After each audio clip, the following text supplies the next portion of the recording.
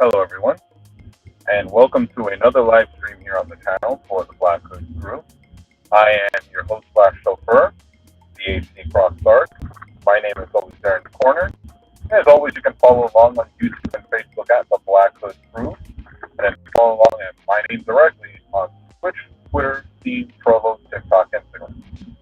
So, you might be wondering what in God's name I'm wearing right now. Festive Christmas sweater.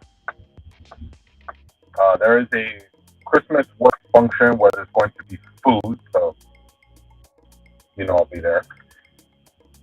And they said you could come in a festive sweater. Now, I don't know if you see it, but this is a Star Wars themed sweater. On it, it has Darth Vader, and it says,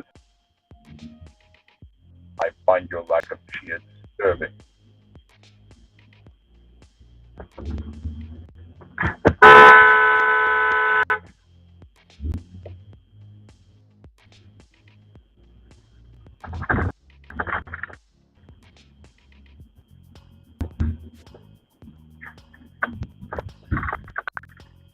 People are idiots.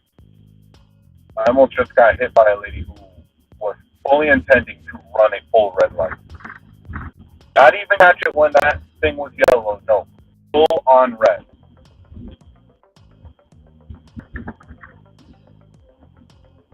Some people have to be disgusting. Deserve to have their heads on a chopping block. Ridiculous. Anyway, so I have a sweater. I'm going to be wearing it to work. I also have a festive Santa hat in black like my soul. And also to help match this.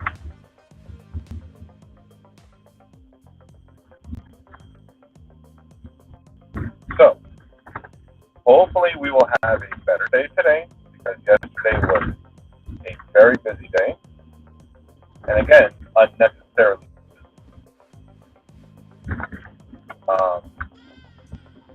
So hopefully today we'll have a better day. In continuing with conversation yesterday, I have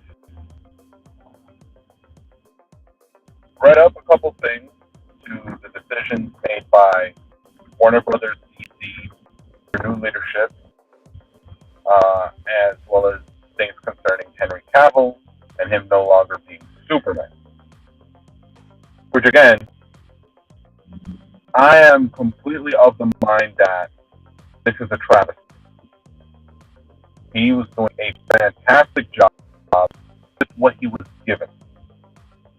Ultimately, he could only do with what script story he was handed. So they need to get their heads on straight when it comes to where are you going? What an idiot.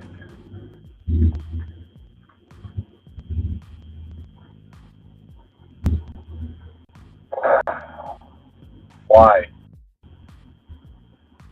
Why? Oh, why? Idiots constantly have to in front of me. Anyway, like I was saying, still think it's a complete travesty. He was doing a good job, and he was doing the best job he could with what he had on hand in terms of story, script, direction. Personally, the fault of the film not being good falls directly on the director.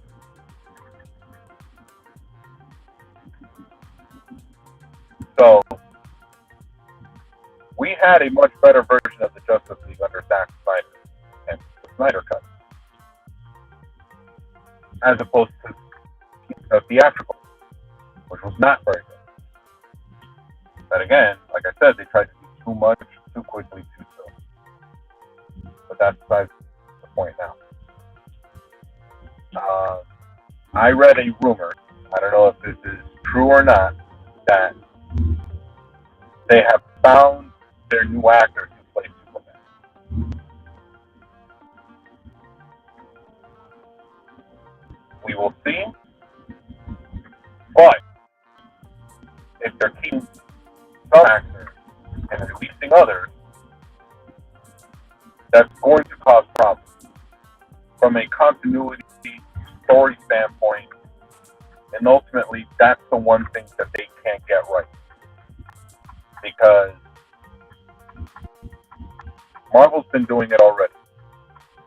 That storyline, the continuation, the ability to weave in multiple stories and not necessarily dump everything all at once. Hell, they don't even have to dump one or two things at once. What they need to do is get their heads on straight and write cohesive stories. But again, we'll see what the future of the DCEU is going to be. Personally, I don't have my hopes raised for this. Because again, they've done such a poor job of execution so far that it doesn't leave room for hope when it comes to the future of the DC extended universe. But again, we'll see. Maybe, having an entire studio run by a guy who actually directs film and has directed good films. We will see. We will see. And that's all we can come down to, is we will see. Anyway, I have been replaying a couple games that are ancient by game standards at this point, but have been, or over a period of time, been given a new breath of life in the form of mods. Two in particular are the Elder Scrolls Skyrim, Elder Scrolls 5 Skyrim, and Fallout 4. Now, I have owned these games with all their DLCs, as well as the special edition for Skyrim. So I played the game forward and back, this quest, that quest, this area explored, that area explored, this item obtained, that item obtained. I don't know how much more complete I could play the game before. Now, I am reading Skyrim. For those of you that have played the Elder Scrolls 5 Skyrim, the Bard's College in the Hold of Solitude wasn't really a Bard's College. Because, truth be told, outside of a single quest or quest line that had you searching for something Bard related, you never actually did anything as a Bard. You didn't play music, you didn't sing songs, you didn't attract the masses around you as you entertained and performed for them.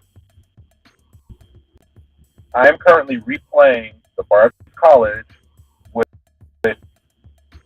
about almost 400 mods, one of which has actually turned a Bard's College into a Bard's College. I actually had to take classes. I actually had to pass exams and study for those exams. And the questions were pertaining to subjects that a bard would have to know, such as history of the land, which can then be woven to songs, the use and history of instruments that bards play in Skyrim, of which there's 3. But not only do you have to learn about the instrument itself, but you actually have to play it, and play it well for an instructor in order to pass. I just got through playing the lute, which was the last instrument. The first was the drum, and the second was the flute. I have mastered these instruments and have passed the exam. Now here's the kicker. Remember that quest I told you about where I had to do something for the Bards College, and it's the only quest that had anything to do with the Bards College? Well, I could not do that quest until I completed the coursework. So now that I am trained in the art of entertaining, singing, and being a bard, I can now tackle this quest, which is the one and only quest for the Bards College in order to be a bard in an unmodded or vanilla version of Skyrim. Now that I've completed the coursework, I can now perform this quest, which ultimately, like many others in vanilla Skyrim, it's I need your help with X, go find Y. It's in that dungeon, so with Draugr. For those of you that don't know, Draugr are basically the Norse equivalent of zombies, but they don't just like flesh. They still wield their weapons as they did in life, and fight as they did in life. So there's that. But yeah, vanilla Skyrim had basically this problem, and this basically ran like a meme for a very long time, that every quest I had you fetching a particular item or quest item or something like that always had you diving into some weird dungeon, and you just had to basically fight your way through legions of literally the undead. So it's nice where you can take that departure, albeit through mods, where you can become a member of a group, or in this case, a college, and it's not just go here, kill a bunch of Draugr, and never actually do anything that this college is about. I gotta care about that. Anyway, so before I had to leave for work, I started this particular quest for the Bards College, which has me diving into a dungeon and looking for a particular poetic edda, a story that can then be turned into a lyric or a full-on song that a bard can recite. And it just so happens that the only copy of this that was ever written down is stuck in a dungeon full of Draugr. So, but because of other mods I have, the variety of Draugr have increased. My ability to fight them has become more varied. So, vanilla Skyrim and a modded Skyrim can essentially become two completely different games, even though the base content is still there. But a modded Skyrim provides such a different experience by not only changing some of the baser things of the vanilla game, but they also add content on top of it to the point where you could be lost, completely lost, in side quests that are added by mods that by the time you actually tackle the main quest, you can almost get to the end because you've done so much when it comes to other things, other quests or other side quests that might influence the main quest. So, yeah, I'm excited for it. I'm only level, I think I made it to 18, level 18. I'm playing as one of my favorite classes, uh, the Spell Sword, which, for those of you that don't know, it is a warrior type or warrior archetype that balances between using physical weaponry, usually of the one-handed type, swords, axes, maces, things of that nature, usually one-handed weapons, daggers as well, and couples it with one-handed magic. So magical spells that only need one hand to cast, thus allowing you to basically deal all types of damage at any point in time. Ranged, magical, and physical, both slashing and bashing type. It's a very good all-around type of player archetype because, again, you have the best of all worlds, or the most access to all worlds. You know, rangers, archers, those types of characters can take advantage of distance.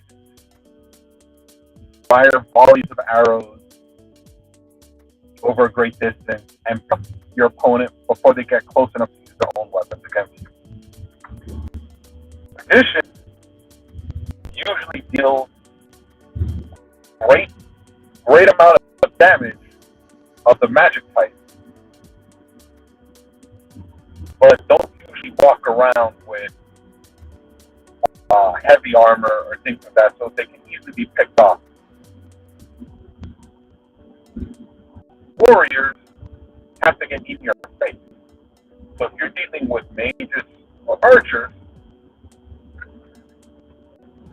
you can still be picked off as a warrior from a distance.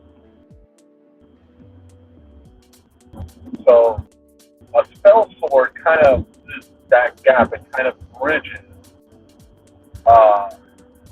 the pros and cons of each one and kind of combines it into one. I'm not an archer because I don't use bow and arrow, but I do have ranged spells of all types, obviously. And as long as it's a one-handed spell, I'm going to hit you. And I'm going to hit you, and I'm going to hit you hard, and you're not going to like it. But let's say I have to face off against people that prefer it up close. So not only am I dealing damage to you as you're making your way towards me, but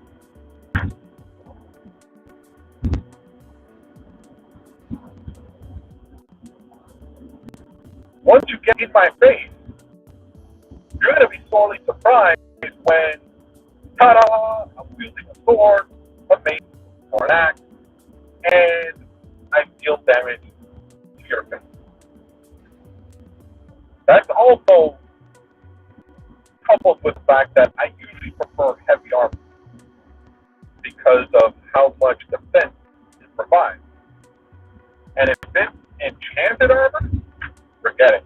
You're done. You'll be dead before you even get close.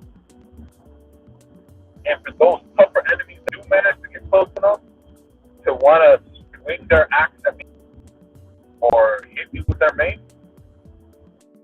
sorry, I have a sword, a mace, an axe myself.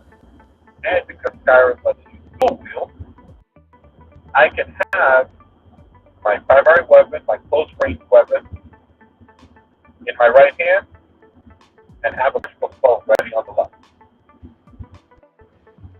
All while backtracking. So I'm axe 7, dealing base damage and range damage. Then once you get close, sorry, bing, bing, bing, bing, bing. I deal the damage with the main weapon, and you're done.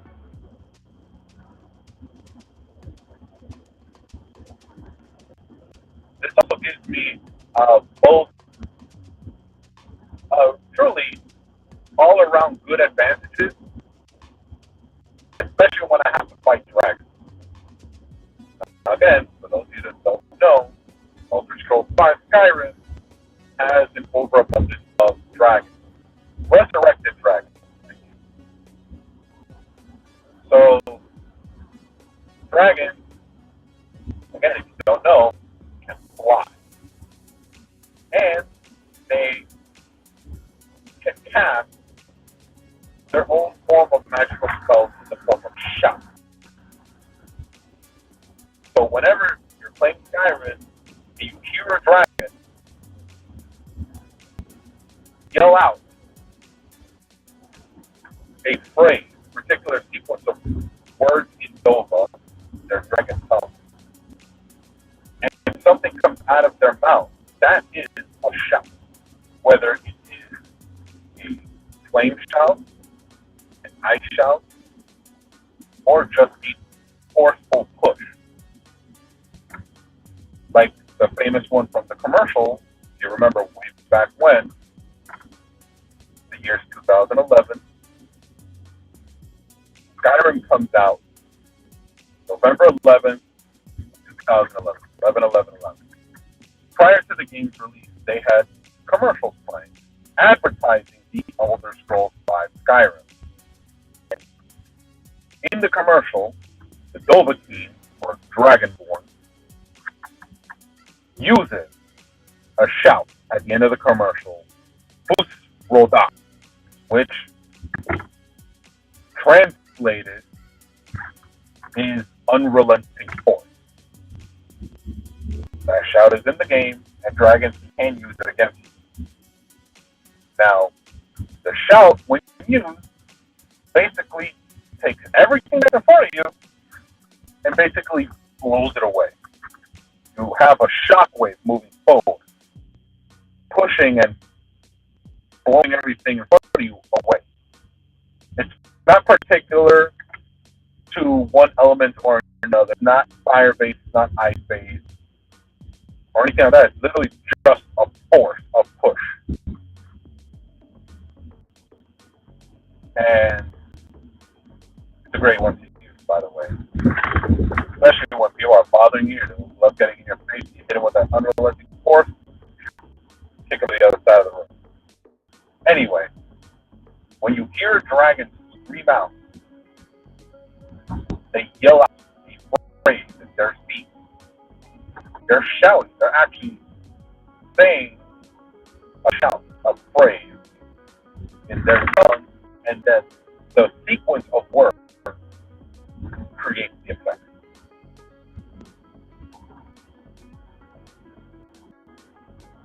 As well as the fact that a lot of Skyrim adds new shouts, new magical spells. Again, transforming the game into something completely different. Very much excited to see kind of trouble I get into going forward.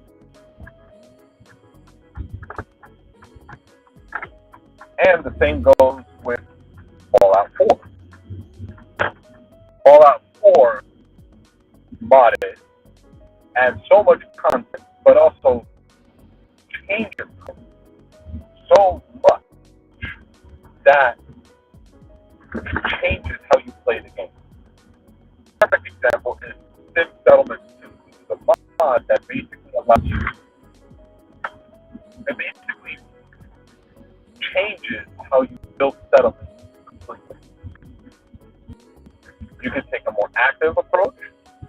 build the sediments yourself with some assistance, or you can leave it completely out of your hands and leave the settlers to be wholly independent in terms of how the settlement is built, how it's upgraded, how it's expanded. I think it's absolutely fantastic. The modded, Fallout 4, depending on the mods you add, also adds new enemy types, weapons, locations, whole entire quest line. That, again, turn one game into something completely different and new. And in my opinion, that's much more better.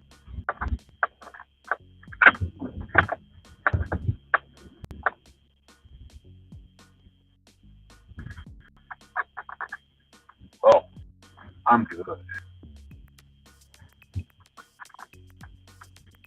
Very good driver. Very good. Perfect. There we go. In the spot. So, I have arrived at work, switching glasses from driving shades to my work shades. So, it is time to end this stream. I will be back again tomorrow night, 9 p.m., to play Apex Legends. So, till tomorrow night, I have been BHCxDark. Follow along on YouTube and Facebook at The Black Hood Crew. Then my name directly, right there, on Twitch, Twitter, Steam, Trovo, TikTok, Instagram. Until then, be safe, be smart,